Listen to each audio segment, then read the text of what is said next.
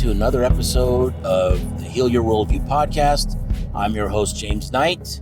And as always, this channel is dedicated to making the connection with your current philosophical worldview and the relationship to your complex trauma that you have from childhood and how that trauma influences and directs the way you see the world.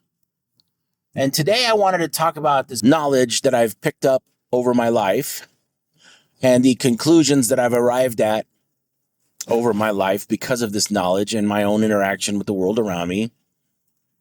And it's time for me to share this with people because when I look out there on the interwebs, I don't see this niche being filled, right? Now, I'm sure there's people out there that are attempting to fill it,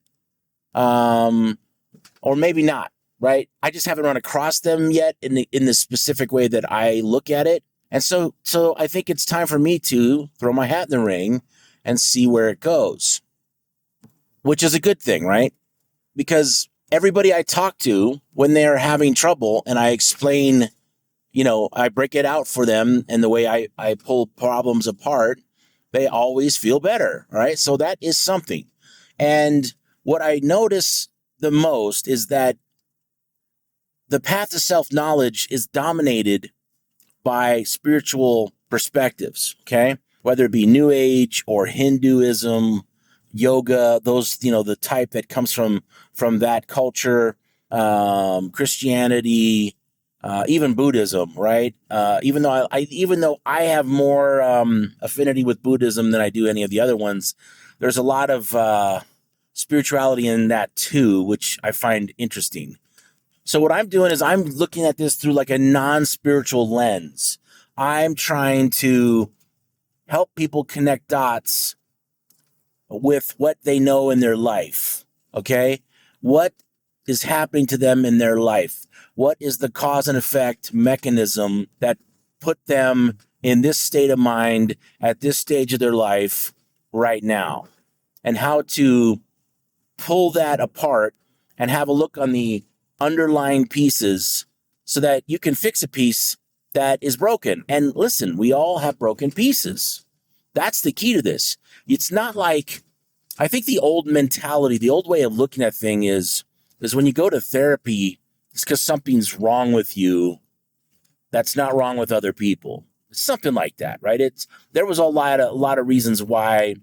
And I think the other part is men specifically are not really geared towards talking about their feelings. So the therapist their whole point is to use the feelings as a guideline or signposts to get to what's really going on there. And I think that's the right way to look at it. But I also, in my experience with the therapy, especially couples therapy, there's too much emphasis on feelings and not the correct analysis of what the feelings are for, emotions are for, and what to do with them. Okay. So for example, my wife and I were going to couples counseling. We were having a hard time. We were fighting a lot. Okay. And we would go to the counseling and the counselor would have us talk about the fight and how we felt about it. Now, this is, a few months have gone by and we're still, because we're fighting a lot, right? Like, almost daily we're having this friction, these fights. And so what happened to me is I started to get frustrated because I'm like, listen, we've already covered every fight and how we felt about it. And it's a circle, right? It's a circular problem. You get stuck in a cul-de-sac and you're forever going over this thing, right? So there was never any discussion about how to manage the problem while we're trying to figure out what is underneath the problem, okay? So it's like we're in this perpetual loop. It's like a Groundhog Day kind of loop with the, from the movie Groundhog Day, where you're reliving the same thing over and over again and nothing's changing. And the point of that movie, if you haven't seen it, you should, is that eventually he had a realization that he was destined to be exactly in that life as long as he looked at the world from the perspective he started the movie with, which was very narcissistic, okay? It's a very profound movie if you're looking at it from the right lens. Not to mention, it's just a great movie, right? Very funny, very dark. All kinds of stuff is in there. So anyway, the point of the movie was he evolved into a quality human being. And as soon as he did that, he broke out of the loop. Okay. Now, if you look at that in a deeper way, we're all in that loop because we all lack self-knowledge and we all are living life that's not really good for us. It's not really real if you look at it, right? Why do so many people deny reality? Well, isn't that a good place to look? That you're not living your best life, and that because you're not living that your false self or your shadow self or your protector self or whatever you're going to call it is in the way of your connection with reality. And I think the good therapists try to help you connect with reality, which is what you need, right? We're all disconnected from reality and it's all harming us in completely different ways. There's like, if you wanted to make a really complicated computer model, you would have a cause and effect tree that starts from childhood, but you would have to know like how the parents are and all that stuff so you can like make a map of what happened to John Doe or Jane Doe and then make that map over and over again for 10,000 people. And you might find some pretty significant, essential patterns. Like maybe you would dig up like 30 patterns that everybody falls into, right? That's the determinist argument. And there's some, I think they take it too far, but there's some interesting arguments in the determinist position that if you strip off the nonsense, makes a lot of sense. As in, you can't figure out what's wrong with your life, so you kind of drop into this predictable pattern, and everything is predetermined because you don't know your programming, right? So if your program crashes in the same spot every time and you don't patch it to fix that crash, well, yeah, you could predict the crash every time. So my methodology here is to, first of all, help you connect with your childhood and the cause and effect that go back there, and to connect with the fact that your emotions, which are your alarm system, has been subverted, okay? And who subverted it? You did. You subverted your own alarm system because you had to, right? Because whatever illogical, inconsistent, hypocritical stuff that you were forced to deal with when you were a kid required you either to fight, So what happens is when you get into a situation that's bad for you, you have this reaction. It's called fight, flight, freeze, or fawn, okay? Everybody's familiar with fight or flight. Now, freeze is an interesting one that most people really don't discuss. And fawn is the one that I learned about much later. Even though I have been studying this stuff for a long time, the concept of fawn actually never occurred to me. And so someone else uncovered it, and that's a great realization, right? Because you see childhood and the different archetypes of childhood, like where you have the perfect child, or you have the problem child, or the black sheep. You have all those different archetypes of a child. And when you apply fight, flight, freeze, or fawn to that model, you see every one of them explained, right? So the black sheep fights as soon as they can, right? But the problem when we're little is we can't fight when we're little. So we basically freeze or fawn, okay? The only two options when you're little are freeze or fawn.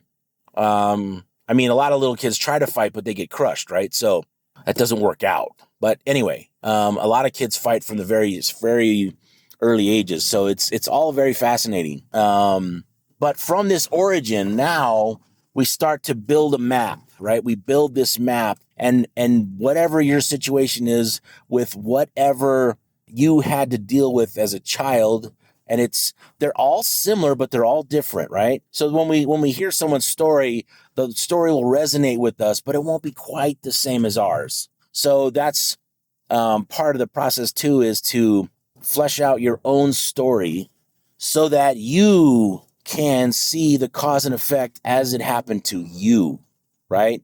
Because the number one thing in the world is, if you don't know what the problem is, you will never be able to solve it. You will never even get lucky and solve it, because these are complicated, complex problems, right? Because growing up is a pain in the ass.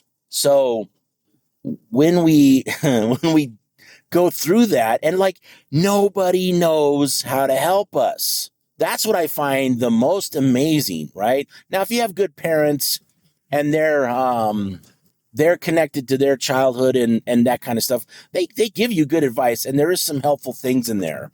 But I think most parents just don't know how to give good advice, right?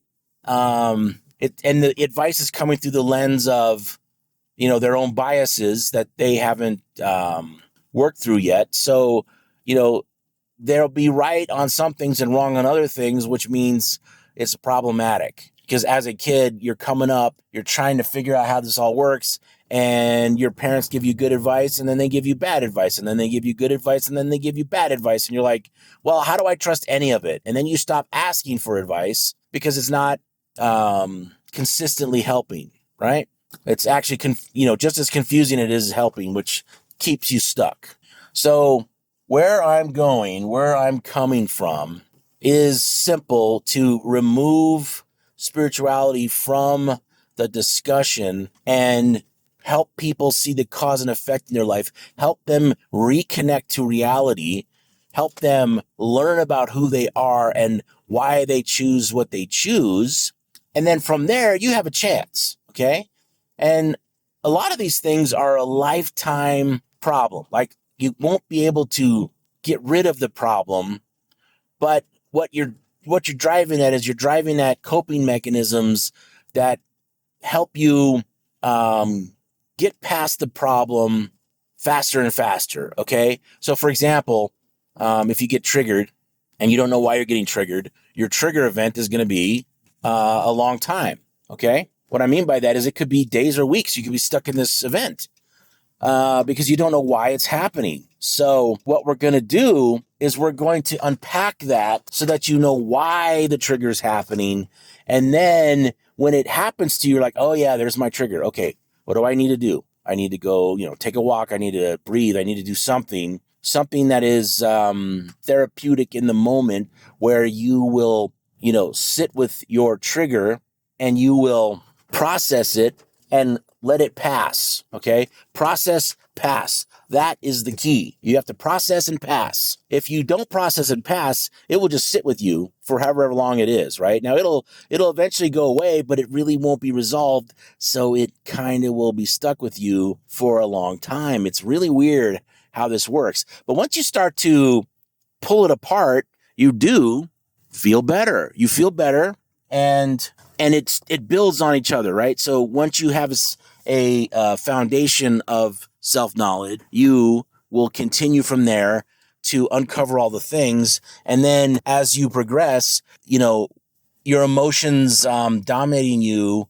will be smaller and smaller, and you will understand them, and you'll be able to act. See, part of the problem with the emotions is, it's an alarm system. So the alarm goes off to tell you you're in danger. And if you ignore the alarm, well, the alarm just keeps pounding on you, right? And eventually the emotion controls you. Okay? That's what happens to adults. Or even the inverse is where you're apathetic. Well, the apathy is controlling you too, right? Even though you feel nothing, that's a problem. That's actually more of a problem than the other one, in my opinion, because that's the one that I had to deal with, right? When you don't care about anything, it's really hard for you to gain the self-knowledge needed to deal with it, right? At least when you're emotional, the emotions are pushing you in a direction to get it solved. Emotions equal solve a problem, please. That's your nervous system telling you take action on something. All right. But the problem is we misalign our system by design because we have to. Otherwise, we'll go insane. Right. And you grow up and you don't know how to fix it because no one really knows that there's a problem. I mean, I think the awareness now is pretty good. Like, I would say that, it wouldn't surprise me if you did a street interview and you asked people about, different psychological concepts that have helped people. I wouldn't be surprised if a lot of people knew those concepts, at least from a general perspective. But there's still a long way to go. And the mental health industry has been politicized, so now it's not even doing what it's supposed to do. Now it's running a political agenda, which is helping no one, right? And actually, then the more the political agenda takes over every industry that we have, right? I mean, even manufacturing is being politicized. It's so, well, maybe manufacturing was the first one. I don't know, because, Marxism and all that stuff, but it's a problem, okay? The political agenda is wrecking everybody's ability to heal. So I'll leave it there. And thanks for listening to another episode of Heal Your Worldview. Thank you.